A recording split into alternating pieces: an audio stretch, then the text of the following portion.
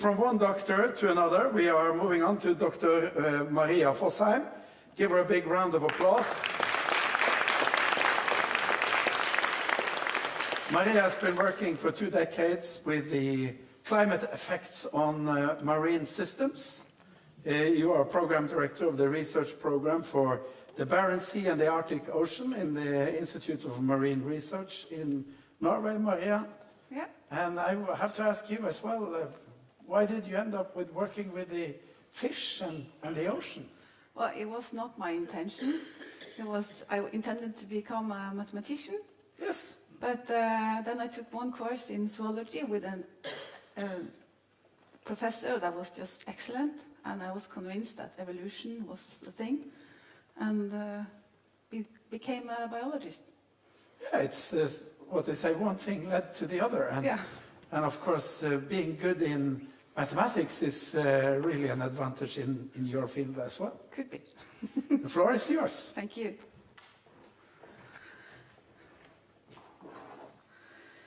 Good morning.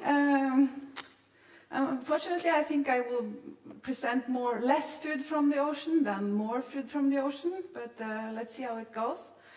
In this presentation, I will introduce how climate change will influence fisheries during the current century, and I will especially focus on changes in the resource potential and the distribution of fish resources on a global and regional scale.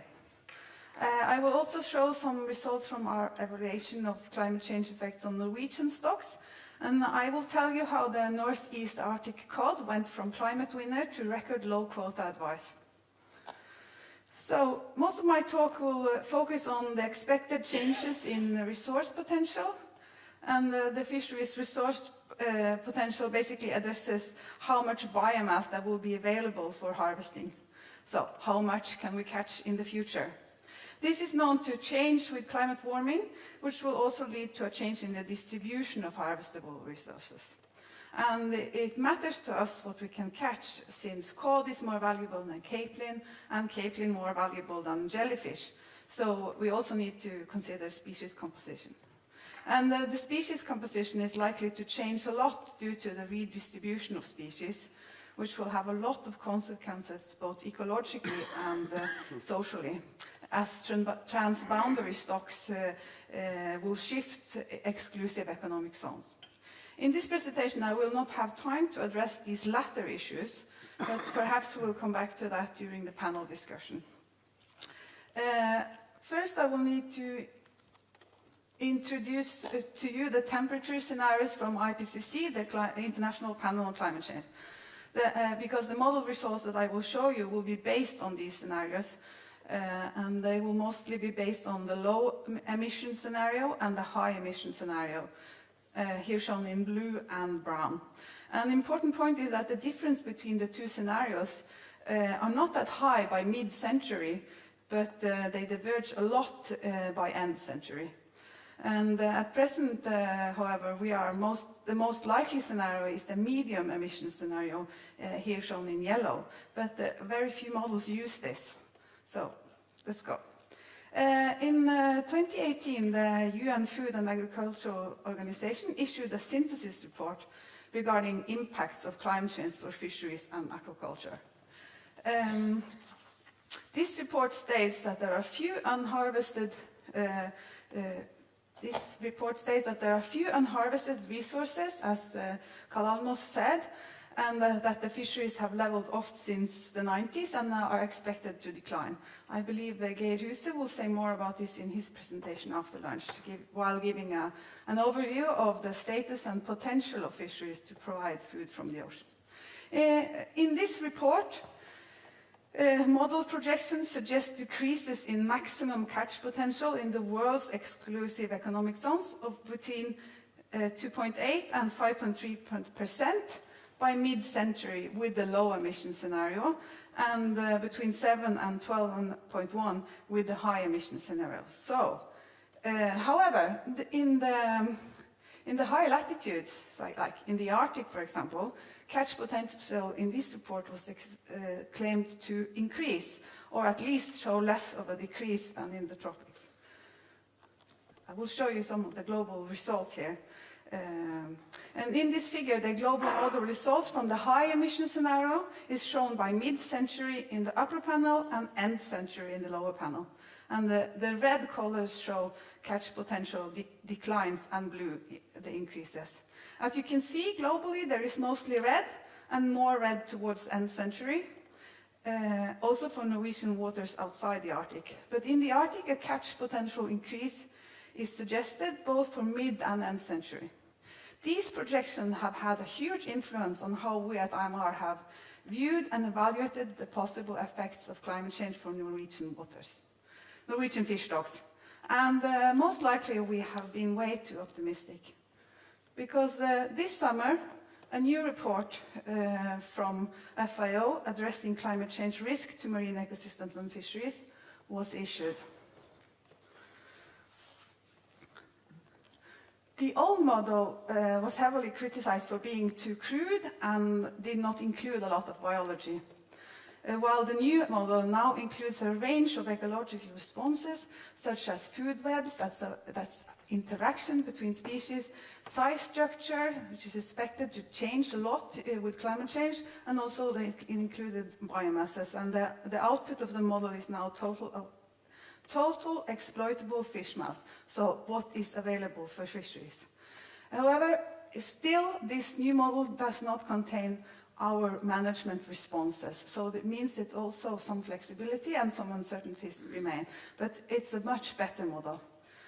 And now, in the new report, a 10% decline is predicted by mid-century, and for many areas, declines of 30% are projected. So we have gone from 2.3% to 12%, and now we're into 10 to 30% declines globally. So this is the global model output.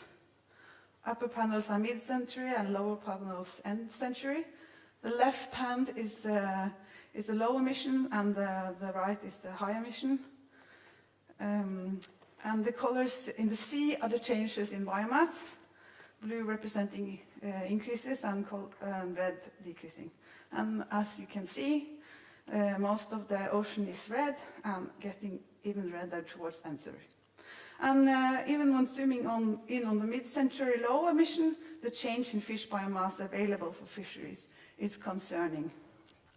The regional model for Europe gives some more detail, and you can look it up. I will just show you if you just look at the end of century high emission scenarios, the projected decrease in biomass for Norway is more than 20%. So this picture is very different from the previous expectations of resource potential increases in some Norwegian waters, suggested by the former model. And in the local models that colleagues at IMR have developed, so we've gone from global, regional to local, some more details are even more present. And it's the same suggested pattern, however it's perhaps a bit more optimistic by end century for the low emission scenario. So here represented by the green fishes. There's a lot of details in this, I know. Believe me, that's how you interpret this. And this means that there is a lot of gain for Norwegian fisheries of reaching the low emissions goal and keeping climate warming below 1.2 degrees. And coming back to what we can catch, in 2020, IMR evaluated the effect of climate change on commercial fish stocks. And this evaluation was based on the medium emission scenario, but still with our minds remembering the global models. And we did literature review and our own expert evaluation. And we evaluated that climate change effects by mid-century to be negatively affecting North Sea stocks and a few of the ice-associated stocks. But for the Norwegian and Barents Sea, most stocks were evaluated to be positively affected by climate change. So what we now have learned, maybe we wouldn't have been that positive. Thus, we evaluated that there were both winners and losers. And now I would like to focus just a little bit on one of the winners. the northeast Arctic cod, here positioned according to its spawning ground in Lofoten. You can see it up there. Norwegian fishermen are very aware that this stock is currently declining. So what happened with the so-called climate winner? Well, the historic distribution of cod used to be look like this, with the adult population occupying the southern and central Barents Sea. However, during the warming of the first decade of this century, the cod increased heavily in numbers and spread out in the whole ice-free Barents Sea. The increasing stock was probably both related to a favorable climate and good fisheries management. And this resulted in a record high stock by 2013, not seen since the post-war years. And given the continued favorable warm climate, we projected the cod to thrive well the following years. This did not happen. 10 years later, the stock had declined so much that the joint Russian-Norwegian Arctic Fisheries Working Group advice is a cut by more than 30% next year, and we are giving a quota advice less than a third of the record year in 2014. So what happened? Well, in short, few young have recruited to the stock, and when there are no newcomers, the stock slowly ages and wears off by being fished or die naturally. Historically, a large spawning stock and relatively warm years have been the recipe for possible recruitment years, but the last 20 years this relationship has changed, and there have been no good year classes the last 10 years.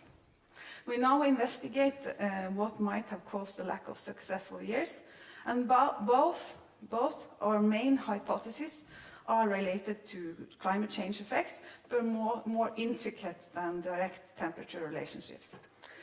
One of the hypotheses is that inflow of less Atlantic water to the Barents Sea might have influenced the abundance, or have influenced the abundance and distribution of zooplankton, such as Calanus finmarchicus, for those who know that. This plankton is distributed in the nursery areas for juveniles, and thus will affect feeding conditions. So less food, less thriving juveniles. And the other hypothesis is that an increased abundance of predators, such as mackerel and herring, which are known to feed heavily on cod larvae and fry, might also be part of the story. They have changed their distribution relative probably to climate change, and are now perhaps feeding on these cod larvae. And fishing on the spawning stock might also influence and worsen this pattern, and it's for that reason that we now advise to be extremely careful not to overfish this important stock. So, to conclude, what I've shown is that climate change will affect the resource potential regarding how much we can catch and what we can catch. Unfortunately, I'm not that too optimistic. And so how much we can catch will decrease, probably globally and regionally, and including Norwegian waters. What we can catch will change probably substantial. Hope we will come back to that. And we're still in the discussion with regard to Northeast Arctic cod. It might become more of a climate winner, but it might also not. So my important recommendations that I would like to give is that we have to remember that the further we get into the unknown window, so with no historic reference, the poorer we, both as researchers and models, get at predicting the future. So we have also to prepare for a more unsure or uncertain future. And in my opinion and our opinion, we need to maintain funding for monitoring and research, and we also need to apply new tools. So with that, I thank you.